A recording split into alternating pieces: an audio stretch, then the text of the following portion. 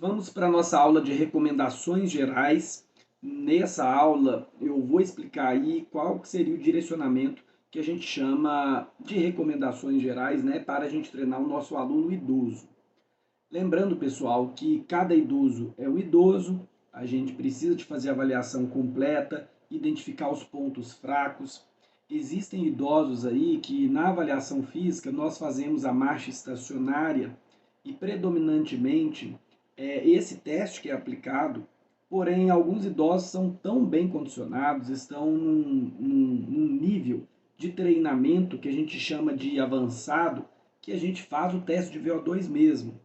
Então, apesar das recomendações gerais, a gente lembra aqui que cada indivíduo vai apresentar alguma especificidade. Se eu sou hipertenso, o intervalo de recuperação muda para esse hipertenso.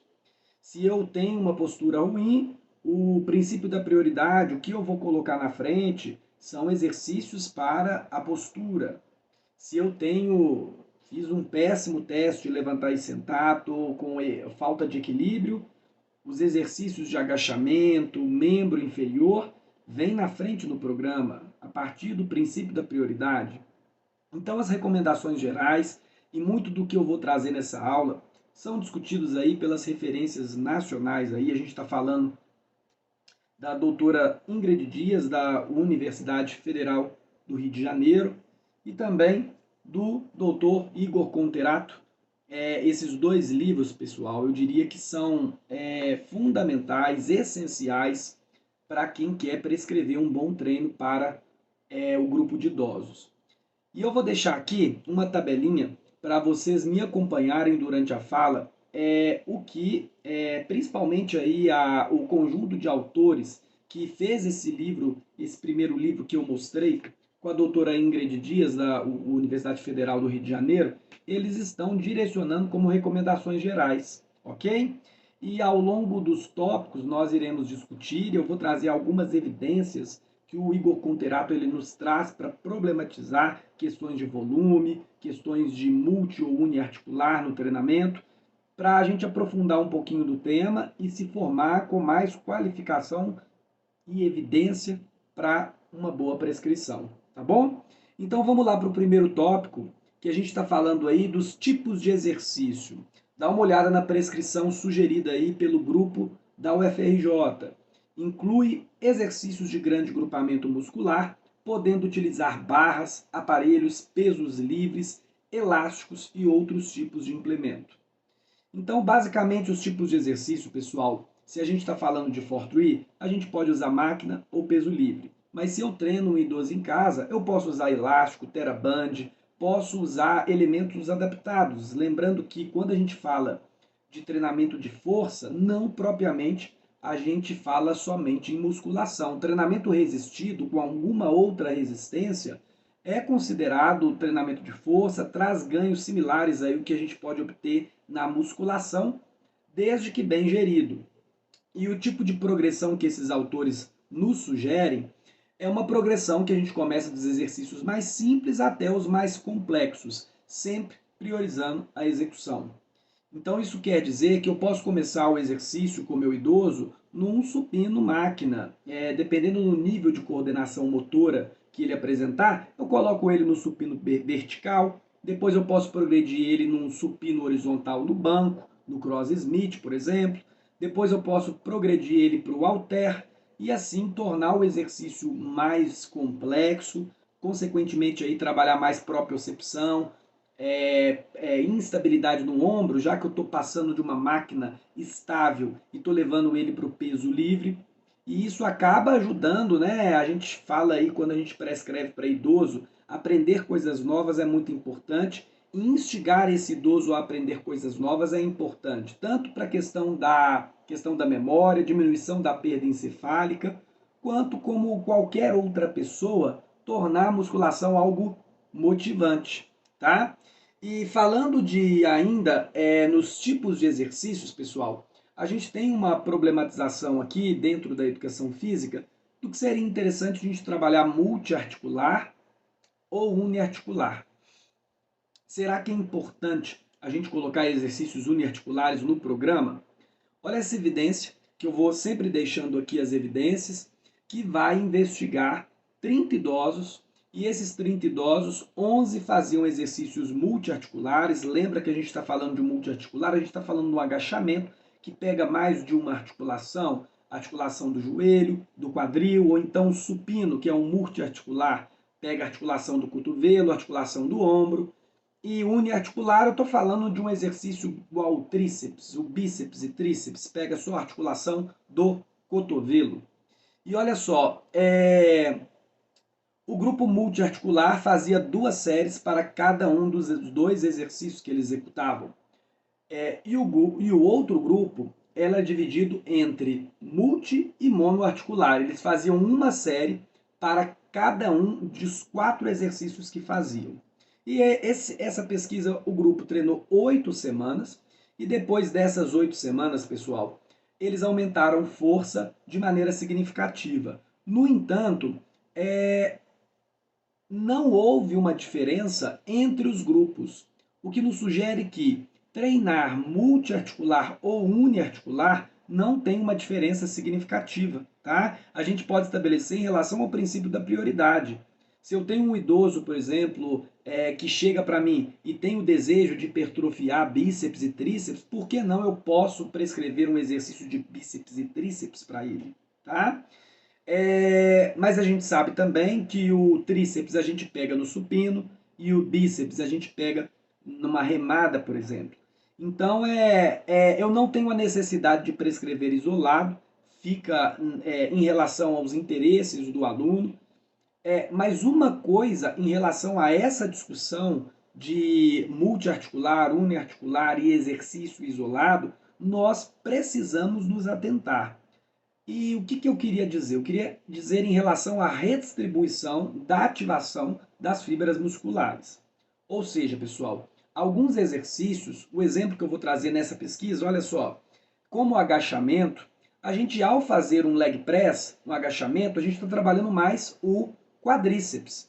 Então, se nós não completamos a carga da posterior de coxa com os isquiotibiais, a posterior de coxa com uma flexora, nós iremos gerar um descompasso, uma assimetria de força nos resultados desse sujeito. Ou seja, ele vai ganhar força, às vezes até hipertrofiar o quadríceps, e a posterior ela vai ficar defasada. Por quê? Porque esse idoso ele não vai fazer uma cadeira flexora.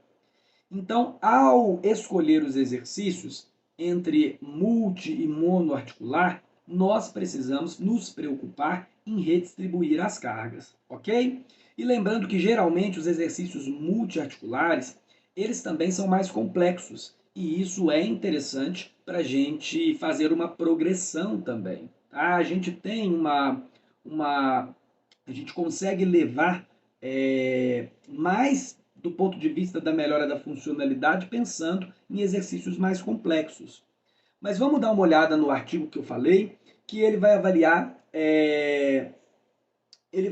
aí os idosos que treinaram 20 idosos, dividiu esses 20 idosos entre um grupo que treinava exercício multiarticular e um grupo que treinava exercício monoarticular.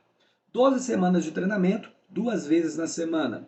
Todos treinavam superior, membros superiores, igual. Porém, o treinamento de membro inferior, o multiarticular ele treinava somente o leg press, já o grupo monoarticular treinava a cadeira flexora e extensora. E eles equalizaram o volume nessa pesquisa entre 4 séries de leg press e o outro grupo, 2 séries de flexora e 2 séries de extensora. E olha que interessante, pessoal, a cadência de potência na concêntrica, ou seja, era potência na concêntrica 1 segundo e uma cadência controlada na excêntrica. Vamos colocar aí 1/2, 1/3. 2 minutos de recuperação e sugeriram trabalhar em falha concêntrica.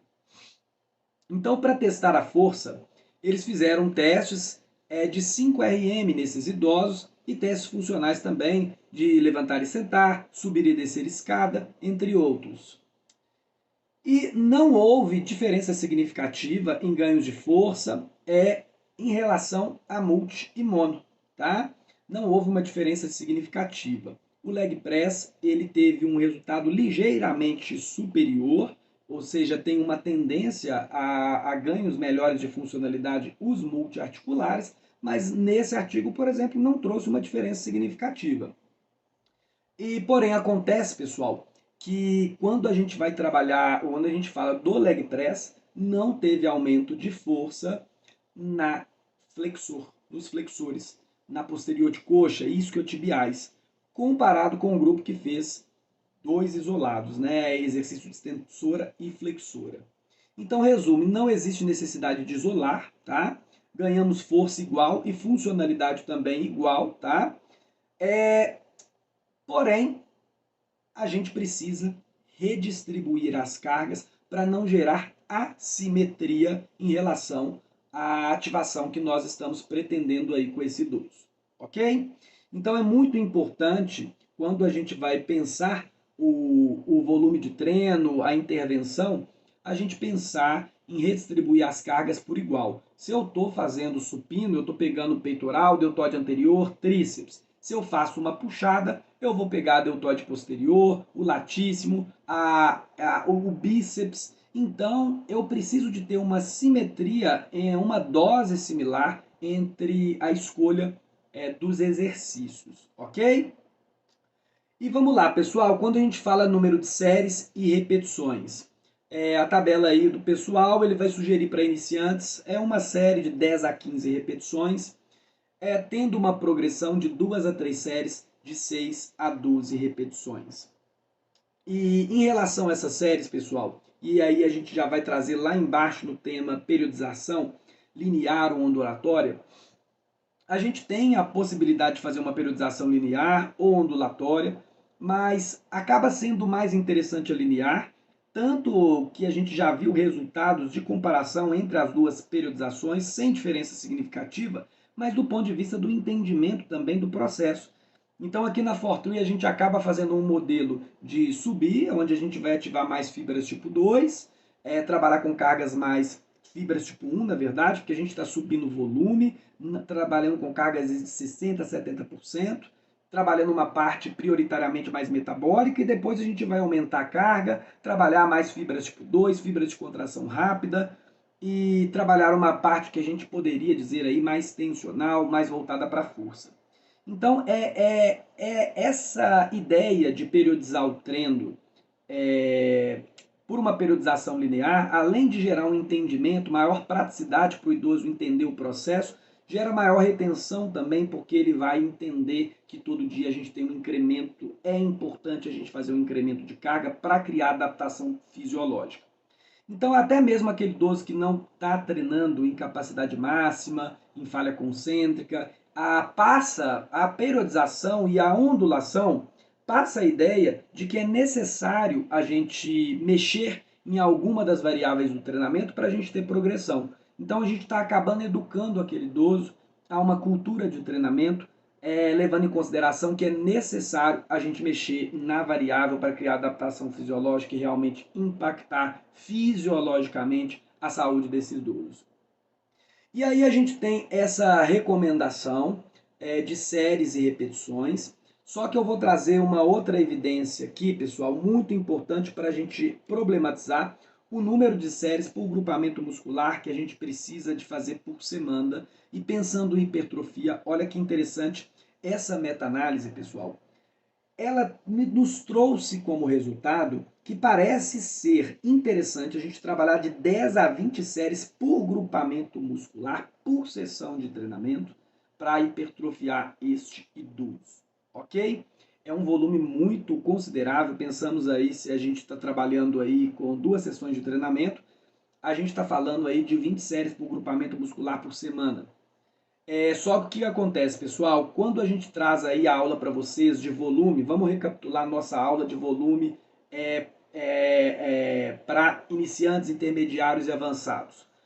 Quando a gente entra na questão do volume, a gente sabe que para iniciantes, ficar entre 6 a 9 séries por grupamento muscular em falha concêntrica já é o suficiente.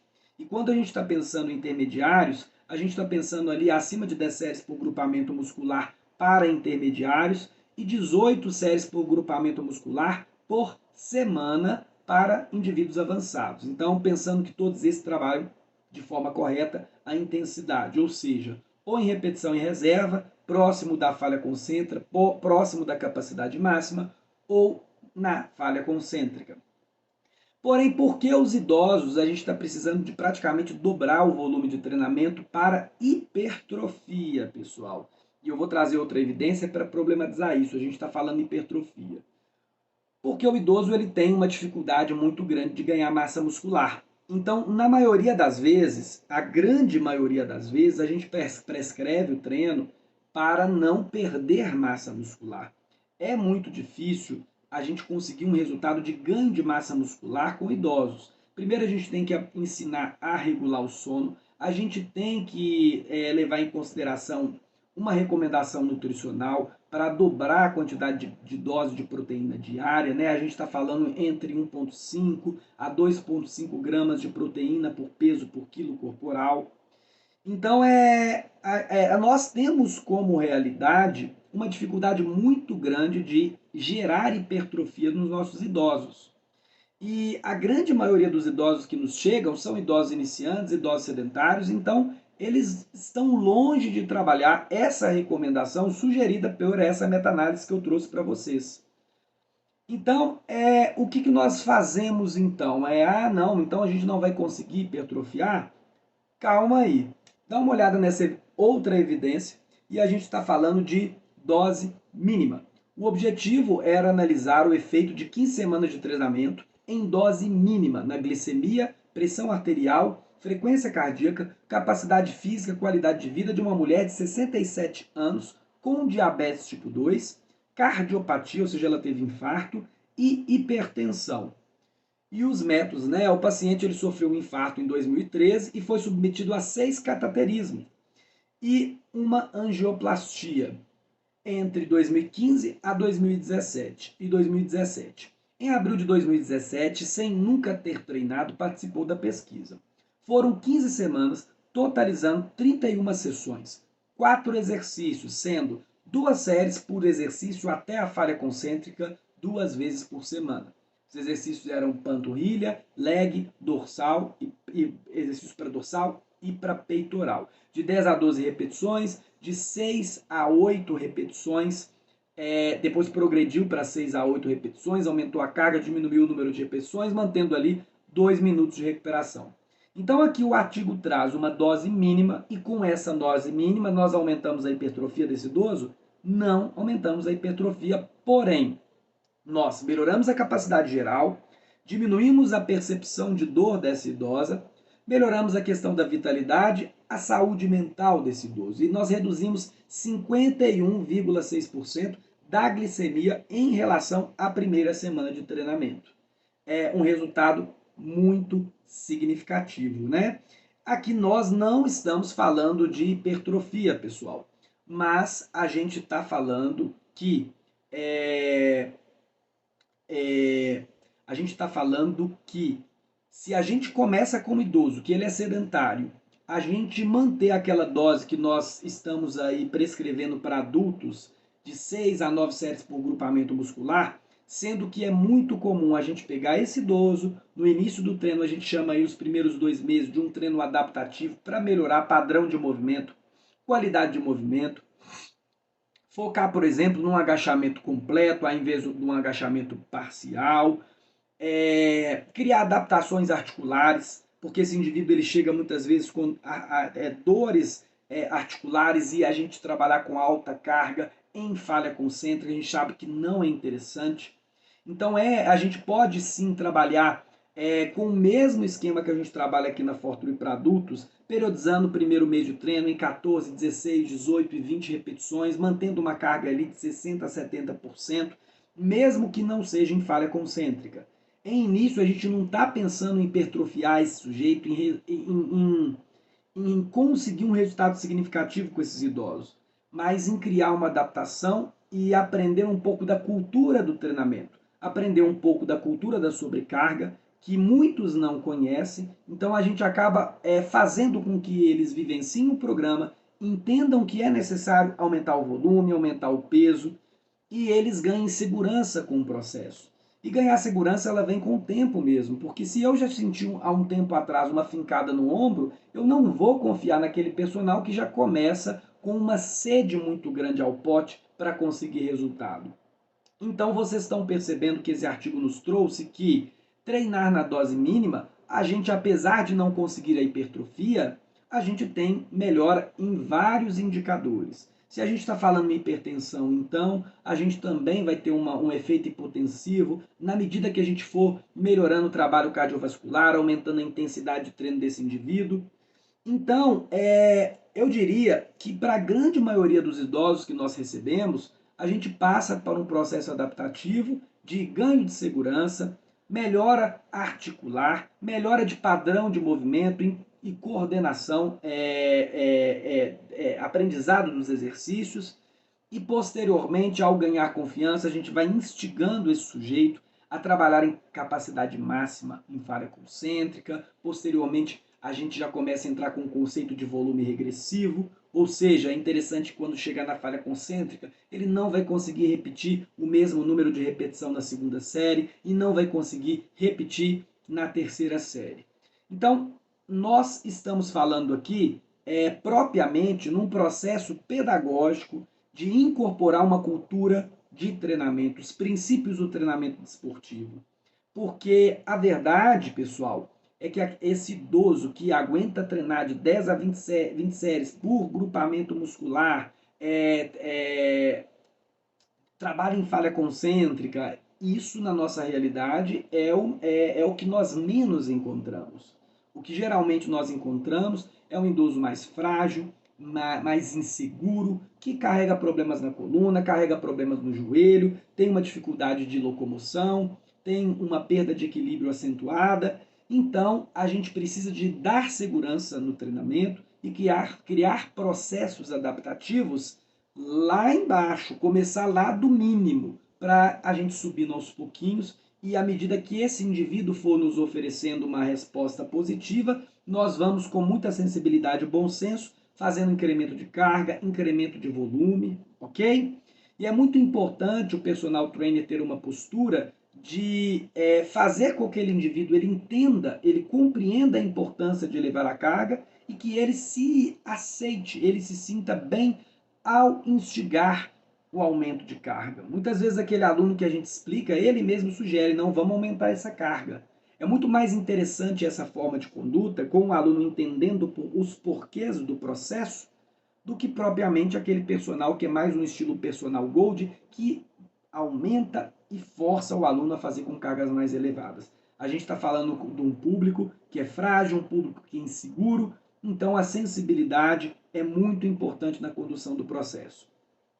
Então vocês estão entendendo, né? Quando a gente fala de séries e repetições, nós temos essa recomendação, mas podemos trabalhar, o trabalho com fibras tipo 2 para o idoso, geralmente ele é mais importante, porque esse idoso ele perde mais fibras de contração rápida, fibras tipo 2. Porém, pessoal, é muito importante a gente trazer aqui o trabalho de potência, onde a cadência ela é uma cadência de 1 segundo na concêntrica rápida e na excêntrica mais lenta. Olha a questão da intensidade quando a gente cita. Iniciantes, a gente está trabalhando com cargas leves, a gente pode falar cargas de 60% de uma repetição máxima, e se a gente não faz um teste preditivo de carga, a gente está trabalhando com uma percepção subjetiva do esforço de 6, no máximo 7 aí, deste indivíduo ao realizar um supino, por exemplo. Então eu estou lá na minha primeira sessão, eu boto aquele indivíduo para fazer um supino e pergunto a PSE dele, e ele falou 6, é mais ou menos onde que eu quero estar no início. E é um lugar seguro, tá? A gente recomenda sempre, por causa das questões articulares que muitos apresentam insegurança e também pequenas dores, pequenas fincadas, a gente passar por um processo de avaliação durante o exercício, se está dando fincada e pontada. Não deu fincada durante o exercício? Pergunta para esse aluno na segunda sessão se deu fincada no dia posterior. Deu alguma fincada no dia posterior na articulação do ombro, na articulação do joelho? Não, ok, continuamos e evoluímos a sobrecarga. Deu uma fincada leve? Ok, pessoal, as fincadas leves, a tendência é de 2 a 3 meses com o fortalecimento ela desaparecer. Deu uma fincada intermediária, eu comecei já a mancar um pouco em casa, a arrastar o joelho, aí já é necessário a gente mudar o exercício, buscar uma avaliação fisioterápica ou médica para a gente não fazer com que essa dor intermediária ela evolua para uma dor grave e, consequentemente, lesão. Então, olha lá, a gente passa por uma progressão de 70% a 85% de uma RM, trabalhando força muscular, aí a gente está falando naquele estilo de repetições, tá? A gente fala de 6 até 15 repetições, a gente estaria nessa zona aí de 70 até 85% de uma repetição máxima. E aí a gente pode trabalhar também, pessoal, por exemplo, quando a gente tem uma insegurança articular, com 40 a 60% de uma RM, série de potência. Então a gente faz a concêntrica bem rápida e a excêntrica controlada. Nós, no treinamento de potência, também conseguimos ativar as fibras de contração rápida, as fibras tipo 2, que é a fibra que esse idoso mais ele perde a partir dos 60 anos e que contribui para que ele tenha maior risco de queda. Então, o treinamento de potência, ele vem muito bem a calhar para a gente trabalhar essas fibras de contração rápida e não trabalhar, então, com quilagem elevada. Então, é muito interessante a gente trabalhar com esse modelo de intensidade. E olha lá, Pietrini, o idoso pode trabalhar com falha concêntrica? Pode trabalhar. Ele até deve trabalhar, porque quando a gente trabalha com falha concêntrica ou repetição em reserva, que é próximo da falha, a gente está recrutando mais unidade motora, a gente está ativando mais fibras musculares, trazendo mais fibras musculares para nos ajudar a a superar aquele esforço máximo que a musculatura está tentando superar e realizar. Porém, isso precisa ser problematizado em relação à individualidade. Por exemplo, se eu tenho um idoso que ele é hipertenso, chega a uma pressão elevada, eu trabalhar em falha concêntrica, em maior tensão muscular, eu aumento a frequência cardíaca e a pressão arterial. Então, será que é o momento de eu instigar esse idoso a trabalhar com falha concêntrica ou é o momento de eu trabalhar de forma submáxima? Então, a falha concêntrica ela deve ser instigada, ela é um importante marcador de controle de intensidade e dose de treinamento, porém, ela deve ser problematizada em quando devemos realizá-la, a cautela de realizá-la.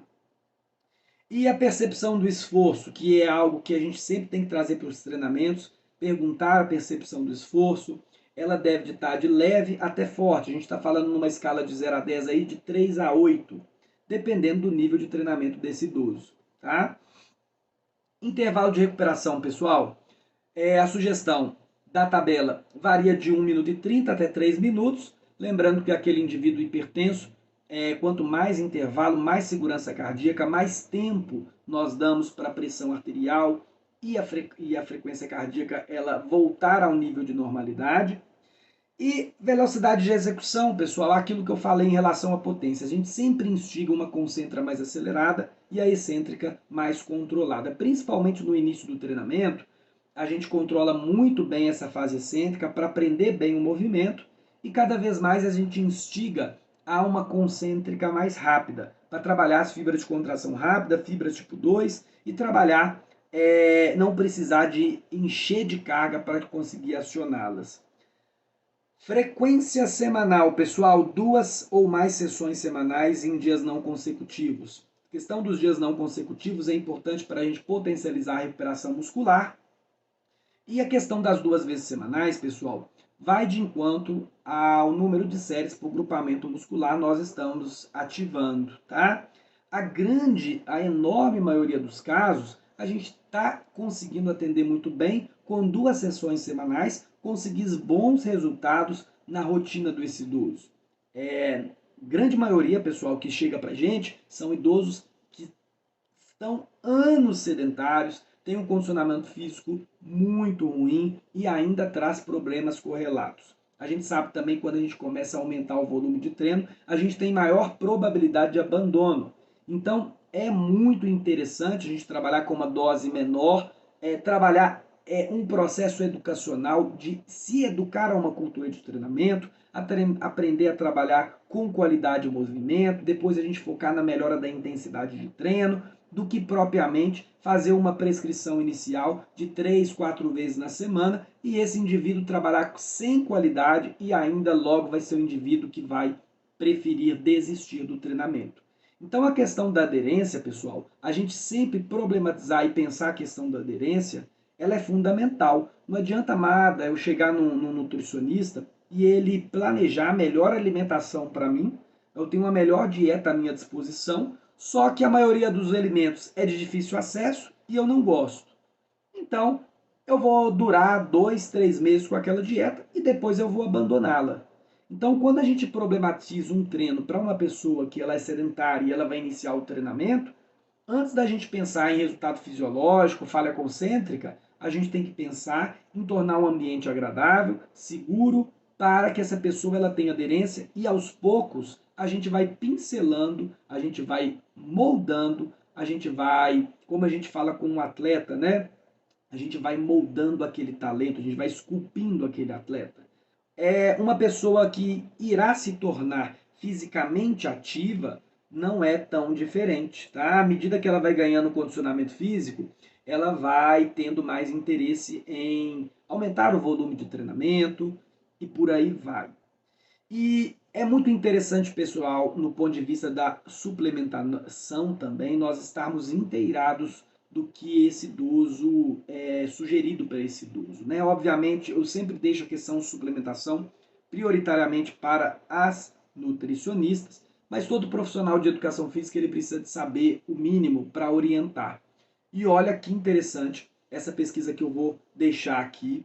É, de idosos que suplementaram com creatina. A gente está falando de 14 pessoas que tomaram creatina e 17 pessoas que eram um grupo placebo.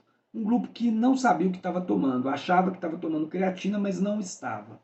12 semanas de treinamento, 3 dias por semana, 2 séries por exercício. Eles fizeram leg, supino, agachamento, puxada, todos até a falha concêntrica e ainda fazendo o drop set.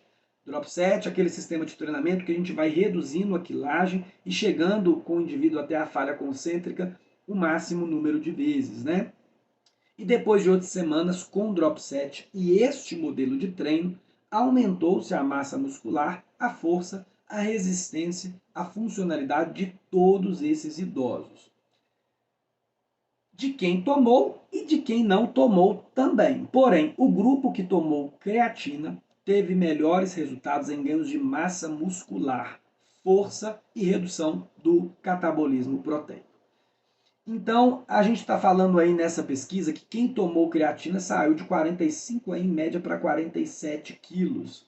E quem não tomou teve um ganho de massa muscular muito menor, muito menos significativo. E falando de suplemento, pessoal, eu desconheço um suplemento que seja recomendado com tanta propriedade para idosos quanto a creatina. A gente sabe que existe uma necessidade do idoso ele às vezes suplementar com whey protein para compor o número de proteínas por peso por quilo corporal que às vezes ele não está compondo.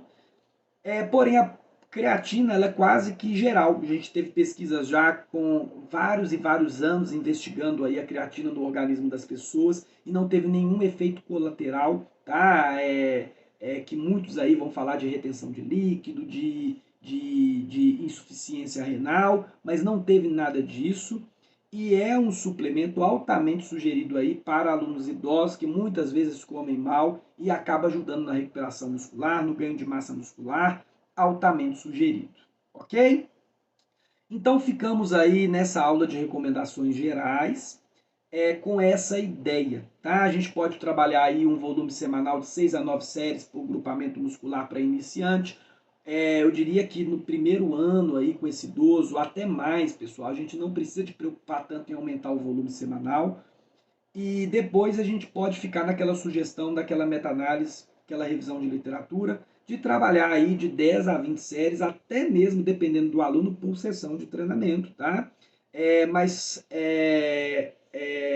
Quando a gente está falando, pessoal, e é muito importante a gente problematizar isso, quanto maior o número de séries esses artigos trazem, a gente significa que a falha concêntrica está deixando de existir.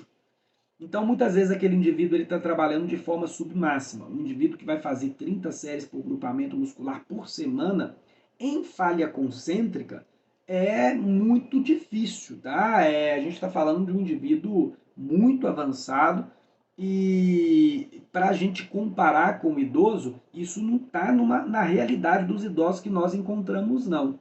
Então, cada vez mais que um volume semanal está batendo uma dose aí de 20 séries semanais por semana, cada vez mais esse idoso está se distanciando da falha concêntrica, ok? Então, eu diria que de 6 a 9 séries por grupamento muscular, dose interessantíssima para a maioria dos nossos idosos. E aí a gente vai trabalhar a adaptação do treinamento, a segurança do treinamento, conexão com o personal trainer e a cultura de treinamento. Ensinar que é importante fazer sobrecarga, ensinar que é importante trabalhar em intensidades maiores, melhorar a qualidade da execução dos movimentos, até chegar em doses de falha concêntrica, volume regressivo.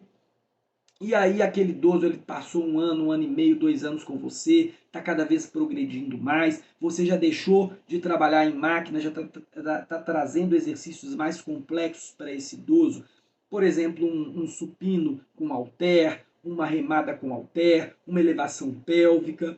E aí você pode pensar numa dose aí, a gente pode falar aí de 10 a 20 séries por grupamento muscular por semana, se a gente pensar que esse indivíduo ainda está trabalhando na falha concêntrica, ok? Então, lembrando que essas recomendações gerais não vão de frente em relação, não batem de frente em relação das questões individuais. Então, lembrem sempre dos selos de hipertensão, de diabetes, de obesidade, que o princípio da prioridade diz respeito aos fatores individuais. Então, todos aqueles testes que nós fazemos ontem, antes de iniciar o treinamento, nós identificamos os pontos fracos e trabalhamos em cima de uma prescrição individual. Tá bom? Então é isso aí e bons estudos aí. Vamos que vamos!